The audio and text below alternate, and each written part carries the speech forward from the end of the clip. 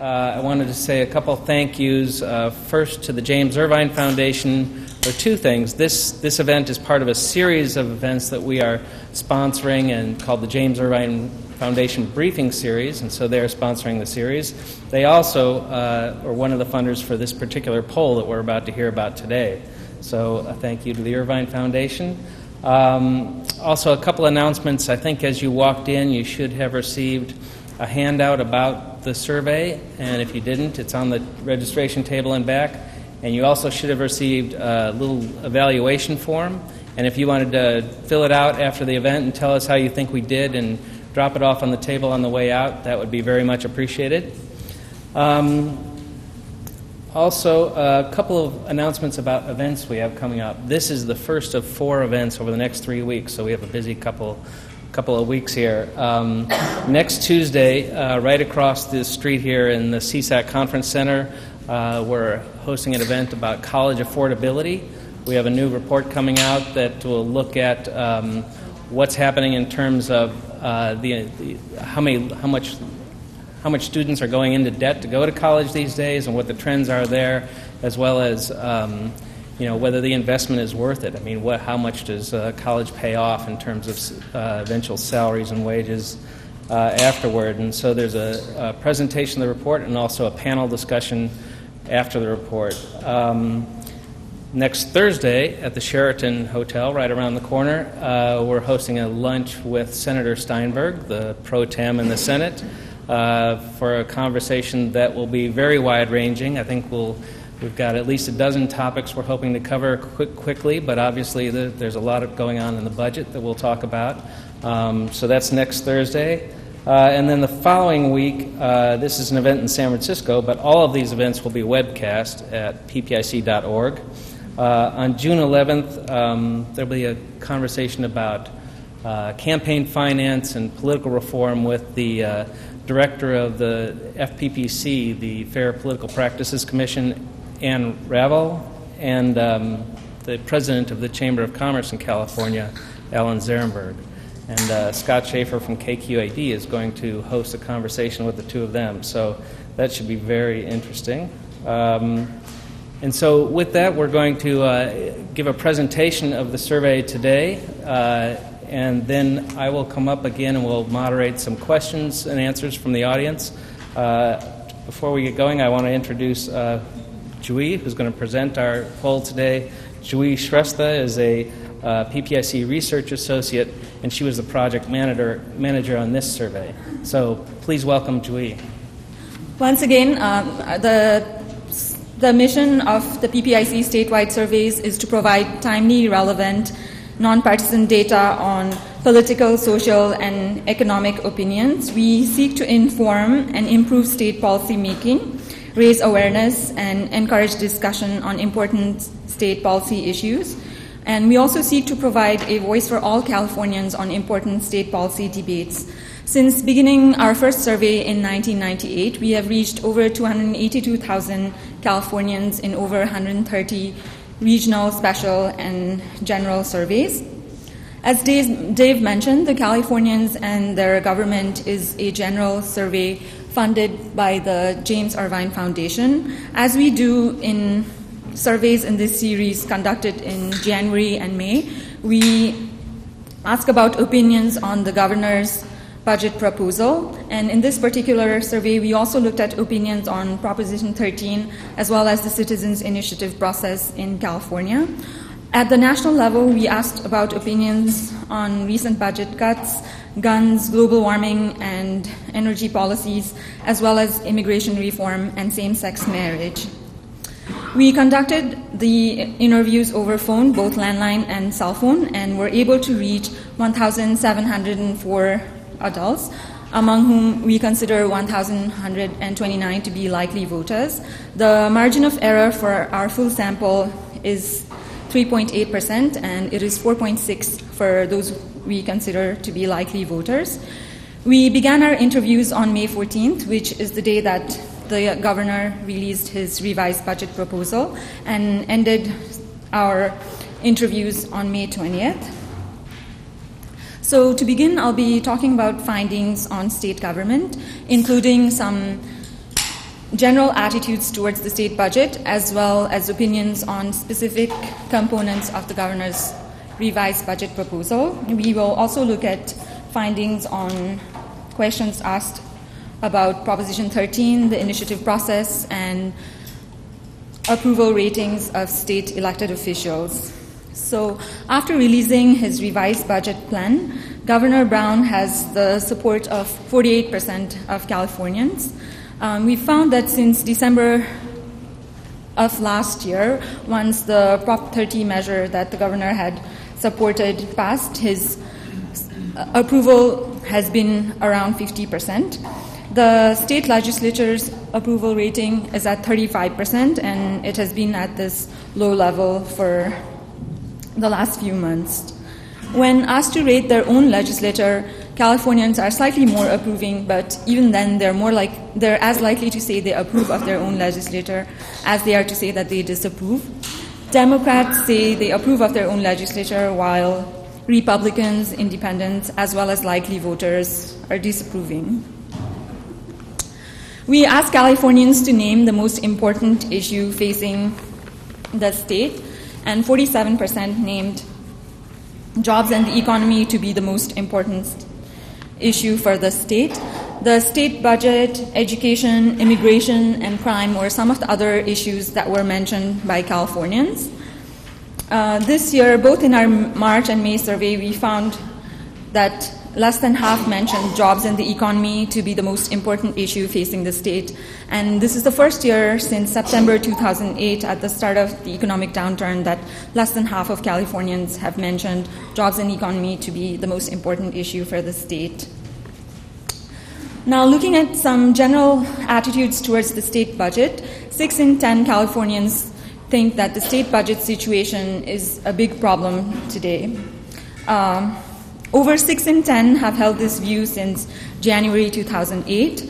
Across the state's region, we find that the Central Valley residents are the most likely to hold this view, and those living in the San Francisco Bay Area, the least likely to hold this view. So how do Californians see the state budget situation affecting their local government services? We find that nearly 6 in 10 residents feel that their local government services has been affected a lot by recent state budget cuts. Once again, majorities across regions hold this view, except in the San Francisco Bay Area. So taking a step back, we asked about some general preferences on the type of government that people prefer.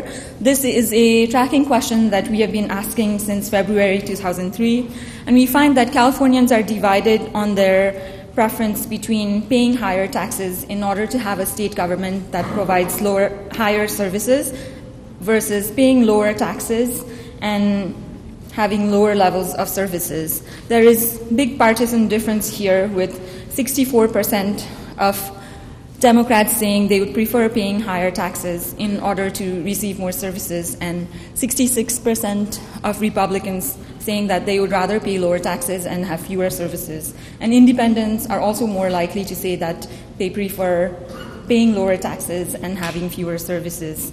Last May, we found that Californians preferred paying higher taxes and having more services by a 21-point margin. After the passage of Proposition 30, by December 2012, the margin had shrunk to 15 points and is at 4 points today. Next, we looked at specific components of the governor's revised proposal. When asked a general question regarding the overall budget plan that includes increases to K12 education and modest increases to higher education, health and human services, corrections and rehabilitation, and also a plan to build a $1.1 billion reserve and paying down state debts, we find that 6 in 10 Californians favor this budget plan overall. There's a high level of support among Democrats. Republicans are divided, and independents and likely voters say they favor the governor's budget plan. Similar to what the governor proposed in January when he first released the budget, one of the focal points of the May revise is the is the idea of paying down state debt and building a reserve. This could potentially become a contentious issue as Democrats in the legislature seek to restore some of the cuts made to social services that were made in recent years. When asked about their preferences to build a reserve and pay down state debt over restoring some cuts to social services that were made in recent years, 55% say that they prefer paying down debt and building a reserve. 3 in 4 Republicans and 2 in 3 independents, and about 6 in 10 likely voters also prefer paying down debt and building a reserve, but Democrats are very closely divided. One area where the governor seeks to increase funding is K12 education. In this survey, we asked about 2 components of his education spending plan. There is high level of support for allocating $1 billion to help implement the Common Core state standards, which are new math and English standards that the state will roll out in 2014. We found that 73% of adults are in favor, and support is high among California's public school parents as well as among racial and ethnic groups. A key feature of Governor Brown's K12 education plan in the revised budget involves giving more money to all school districts and providing extra funding for those districts with more English language learners and lower income students. And once again, there's high level of support for this proposal, with 77% saying that they favor this plan. Support is strong among public school parents as well as among racial and ethnic groups. Now, shifting the focus from the May revise, we also looked at opinions on Proposition 13, which passed 35 years ago. It still remains popular among Californians, with 58% saying that passing Proposition 13 has been mostly a good thing for California. But we did ask about 2 reform proposals, and we find that there is majority support for the idea of having a split-roll property tax, which would mean that commercial properties would be taxed according to their market value, and partisans also show support for a split-roll property tax. Californians are less favorable about the idea of another possible Prop 13 reform, which would mean lowering the vote threshold for passing local special taxes from a 2/3 to a 55% majority. Californians are divided, and likely voters are more likely to oppose than favor this proposal. Democrats favor, Republicans oppose, and independents are also divided on this idea. Next, we looked at trust in state government and found that only 32% think that they can trust the state government in Sacramento to do what is right just about always or most of the time, and 66% say that they can trust the state government to do what is right, only some or volunteer response saying that none of the time. With such low levels of trust in state government, how do Californians assess public policy decisions made by voters themselves? We find that 57% believe that public policy decisions made by California voters through the initiative process is better than those made by the governor and the legislature. And whenever we've asked this question, we've always found that majorities believe that decisions made by California voters are better.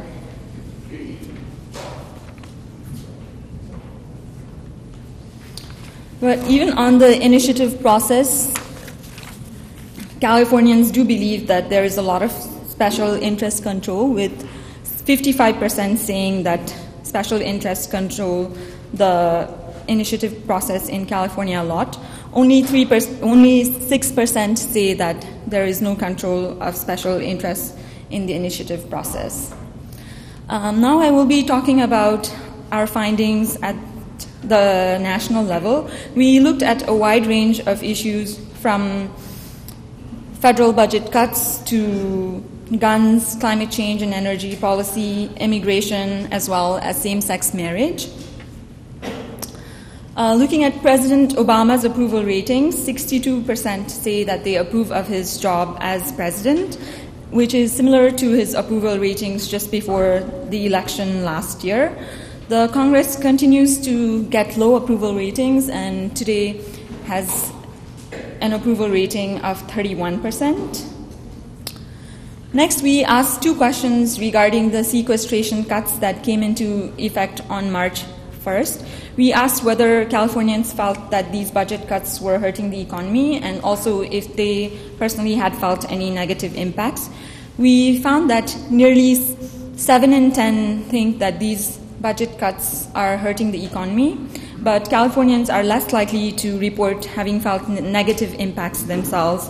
49% say that they have felt negative impacts, and 50% say that they have not felt any impacts from these across-the-board automatic spending cuts.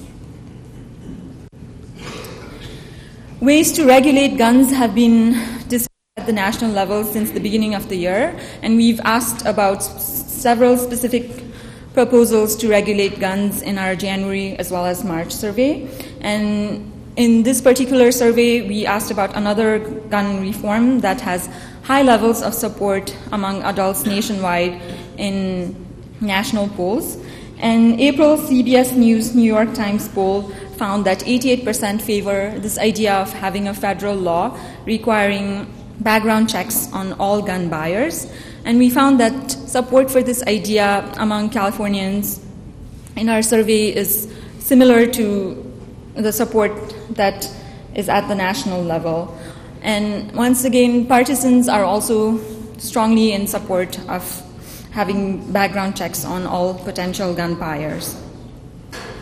In addition to gun policy, we also looked at global warming and some energy policies. We find that Californians are more likely to view global warming as a serious threat to their way of life than adults nationwide.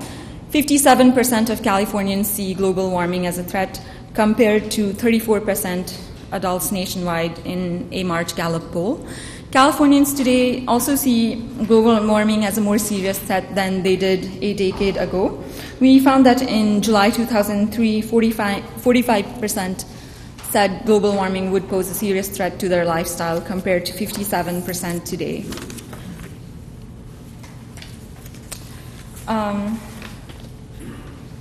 Next, we looked at support to energy policies. On the increased use of fracking in order to extract oil and natural gas from underground rock formations, 39% of Californians favor this idea, and support is 53% for building the Keystone XL pipeline that would transport oil from Canada to refineries in Texas.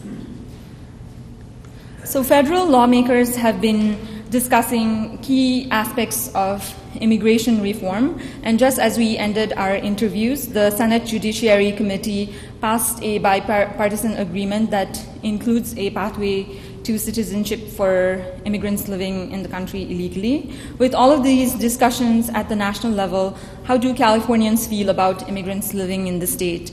We found that 6 in 10 think that they are a benefit to the state because of their hard work and job skills, and 33% say that they are a burden because they use social services.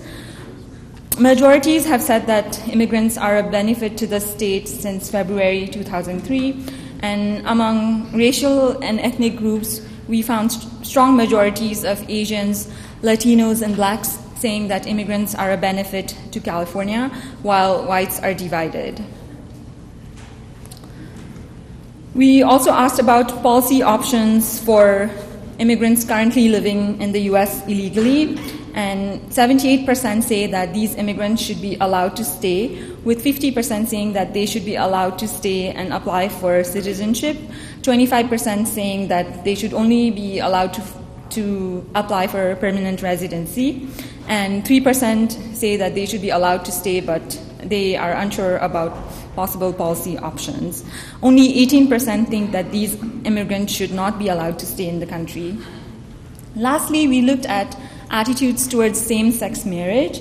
The U.S. Supreme Court is set to rule on California's Proposition 8 in June. And when asked about their attitudes towards same-sex marriage, we found that support for same-sex marriage is at a high in California, which is at a new high in California, with 56% saying that they favor allowing same-sex couples to marry. Majority support for gay marriage we first saw majority support for gay marriage in March 2010, and since then support has grown very steadily. Next, one way that the Supreme Court could rule on the Prop 8 case would be to say that banning same-sex marriages is unconstitutional, essentially setting a federal definition of marriage. When asked whether the question of allowing same-sex couples should be a decision left to individual states or if there should be a federal state defining marriage, 56% say that they prefer having a federal standard. Strong majorities of Democrats and likely voters hold this view, as do a majority of independents, and Republicans are divided on this issue. So in conclusion, we found that majorities favor Governor Brown's revised budget proposal with strong support for his K12 funding plan. There's majority support for having a split roll property tax, but their support is lower for the idea of lowering the vote threshold for passing lower taxes. We found that Californians are more likely than adults nationwide to think that global warming is a serious threat to their lifestyle. There is support for allowing immigrants currently living in the U.S. illegally to be allowed to stay, with half saying that these immigrants should be allowed to apply for U.S. citizenship. And support for same-sex marriage is at a new high in California. So once again, I would like to thank you all for joining us today.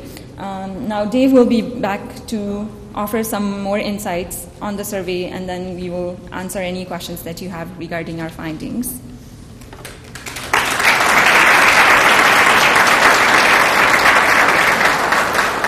So thank you very much, Jui. Before we get to questions, just a quick analysis. I'm a former LA Times reporter, for which some of you may know. I spent many years as a political writer at the LA Times, so when I see a poll, I have to jump in. One of the things that's happening right now that's fascinating is the coverage that California is getting, the comeback, and especially the governor. And in fact, there's an article in the current Atlantic magazine by James Fallows about the California comeback, and it describes, I forget the exact word, but the governor's poll ratings as being enviable or impressive. And he's at 48 right now, and he really he's been a little bit higher. He was at 51. That's where he topped out at. But he has generally spent his entire tenure in the 40s, and he's got a very fascinating poll approval rating for any political observer, because his don't knows have remained very high. They were in the beginning of his term. The unknowns about somebody who's been around politics as long as he has was up at about 30%. Now it's dropped to about 20%, but it's still very high for a governor who's been in office and is as well known as he is. Also, when you contrast his approval with Obama in California, it's very interesting. Obama's at 63 and Brown at 48. And the Brown outpolls Obama among Republicans. But Brown is only getting 2/3 of the Democratic Party. Obama's getting 84% of the Democratic Party, so that's the difference. But it's interesting that you saw this in the Angelides-Schwarzenegger race. You saw it in Brown's race. The Democratic Party has a much, I think the political term is squishy, segment in the party. That's not necessarily going to be as lockstep as the rest of the party. I think it's also interesting that Brown's part of the reason he's enjoying some of the favor right now is because you can see that the policies he's fighting are consistent with approval ratings. His budget is at 61%, which is very good. And the budget, his budget, the whole idea of addressing debt before restoring cuts, 75% are Republicans and less than 50% are Democrats. So you can see why he gets some of that different kind of approval than other Democrats. And then just lastly, the questions about trust and waste in government we've asked for a long, long time, and they're always high. They're always 60 to 70 and sometimes approaching 80%. Now they're at their low end. They're around 60%, and they've declined recently. So in a macro look at this poll, compared to polls we were doing like a year ago or more, the trend lines were all going down before. You could see the fear, and here you can see the number of people who think we're on the wrong track has dropped, I think, 15 points. The waste and trust in government have gone in a positive direction. The governor's numbers are going up. The support for his policies are up. So, the numbers are not good if you look at them individually, but the trend line is, overall, reflective of a change in California, and we'll wait and see whether it's a comeback. But and then just lastly, the thing that sticks out to me in this poll is we're looking a lot at initiatives this year because there's interest in reform, potentially some ballot measures next year.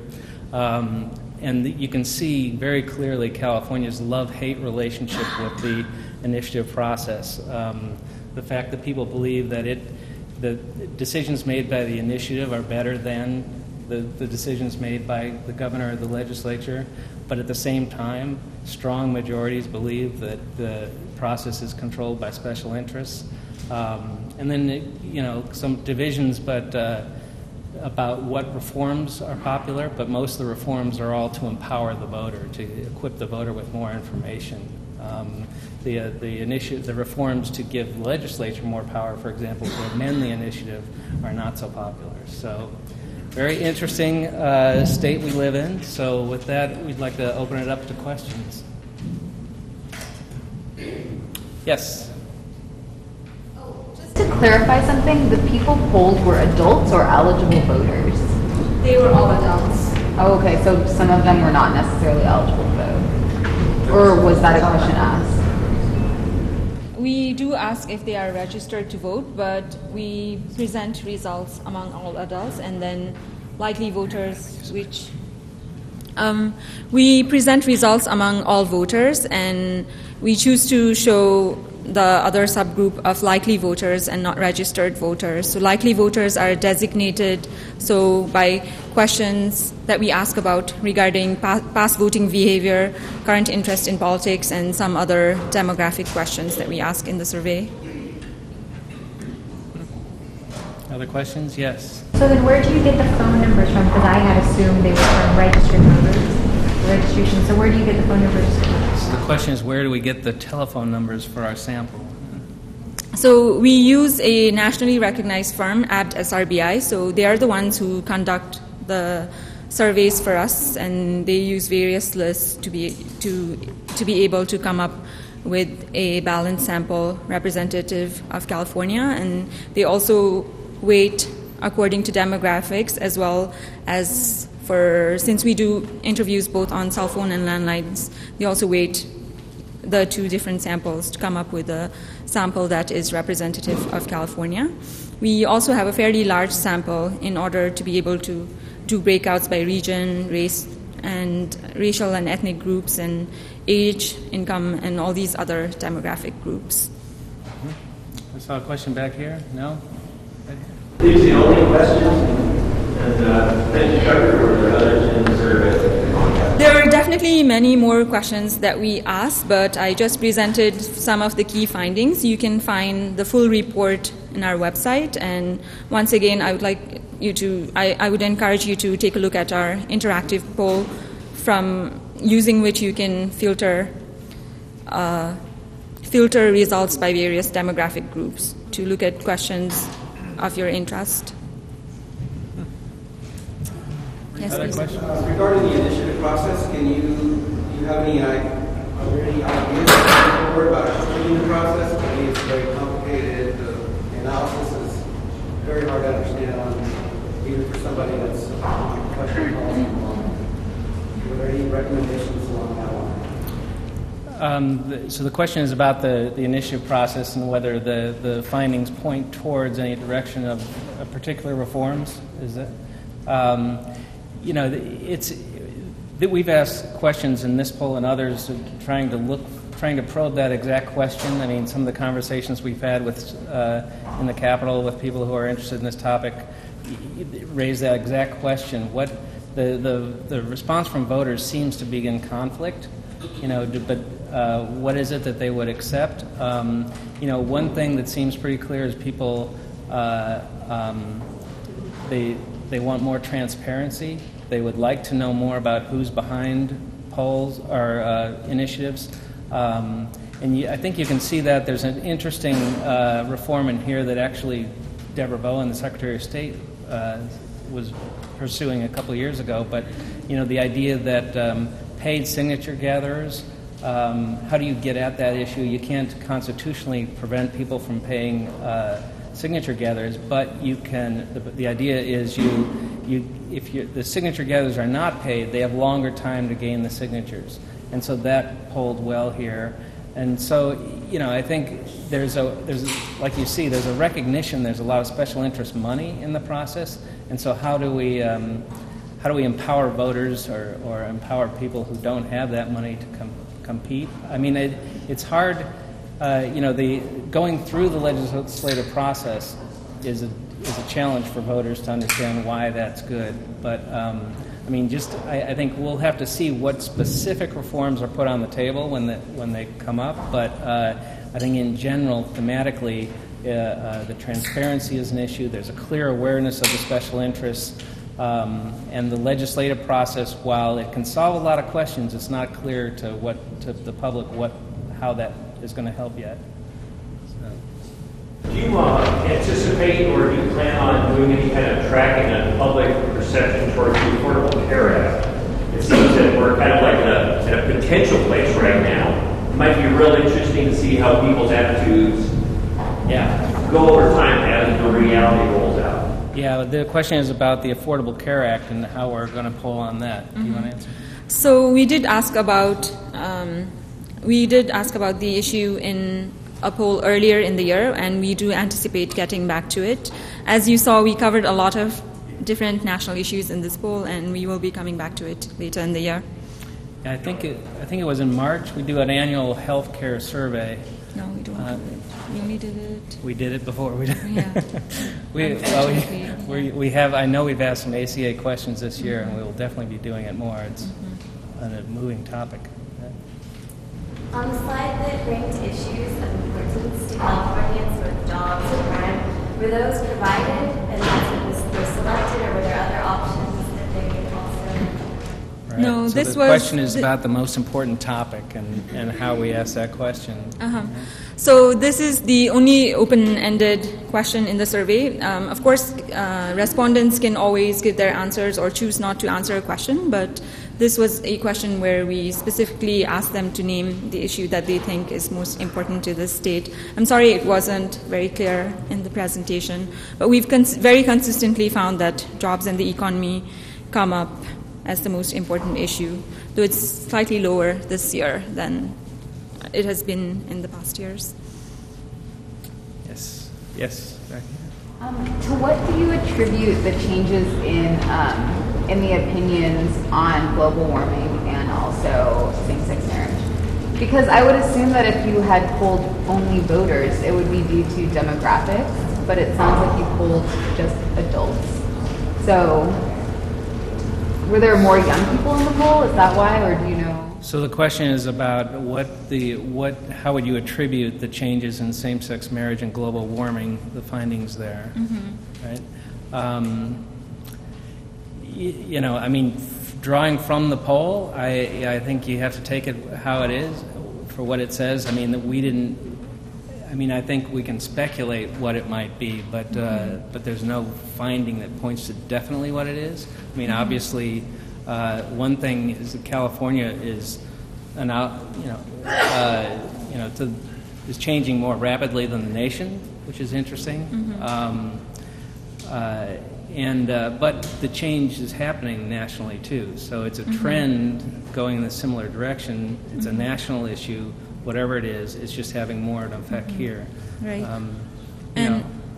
I would also like to add that, so in July we will be having a full survey on the environment, which you might be interested in, where we ask various questions about the threat of global warming. This particular question asked about how they view it as a threat to their own lifestyle in their own lifetime. So it was more specific.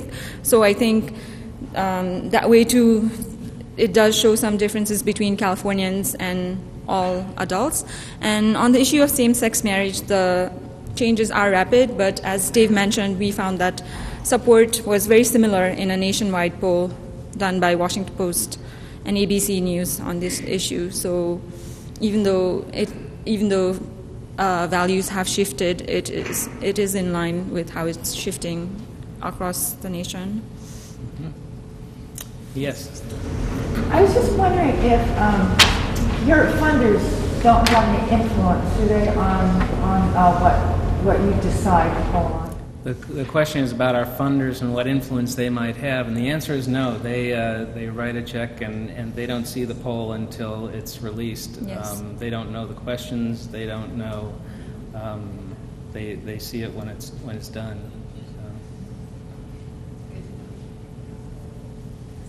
So other questions? Yes.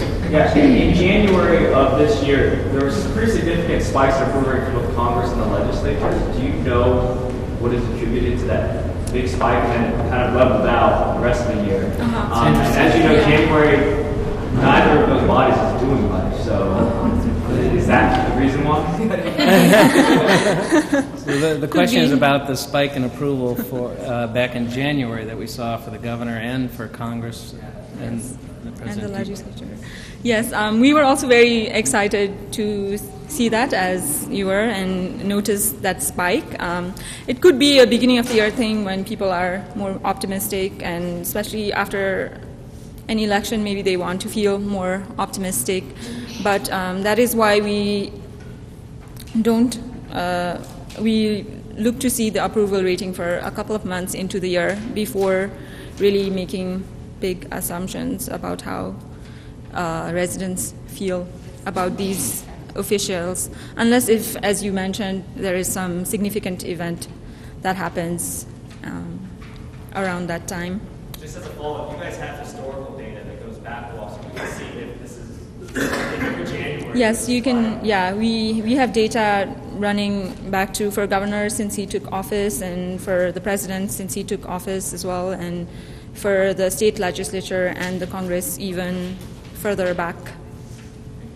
Yeah, it's a good question. I mean, I think both Obama and Brown were coming off of November victories in different ways, and January is when they lay out their agenda. But I don't know. It's a good question. Yes. In a number of the results, there's a substantial difference in terms of the ethnicity, with whites often taking a stance that's substantially different from the other groups.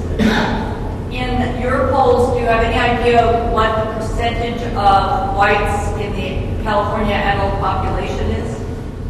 I'm going to repeat the question. So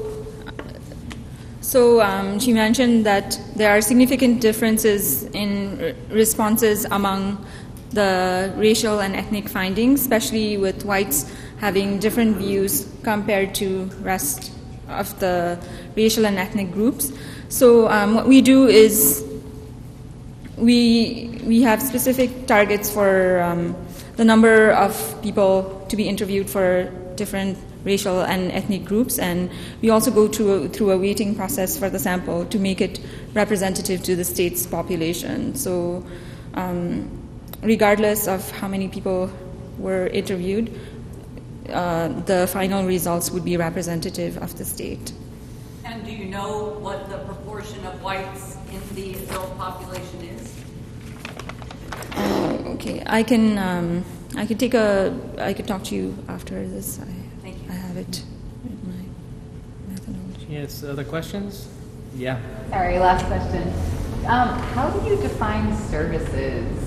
And Were the individuals told the definition, or they saw? Are you asking about the question about higher taxes, more services versus lower taxes? It is a very broad question regarding potential trade-offs, and so we don't define services, but it has to do with state government services, so they can interpret it in however they can see it. Yeah, it's not defined. It's just that there's something you get for paying taxes in general, you know. And there's no understanding in general of how people perceive that word. Because it seems like most people would probably associate it with welfare, I would think. But it encompasses a large variety of government. Well, we group it with paying taxes, so in both sides, when we frame the question, both sides are very widely framed, so it would be, the understanding is that it would mean that it would encompass a whole range of services that people pay taxes for. Yes, any other questions? Well, thank you all for coming. Okay, thank you.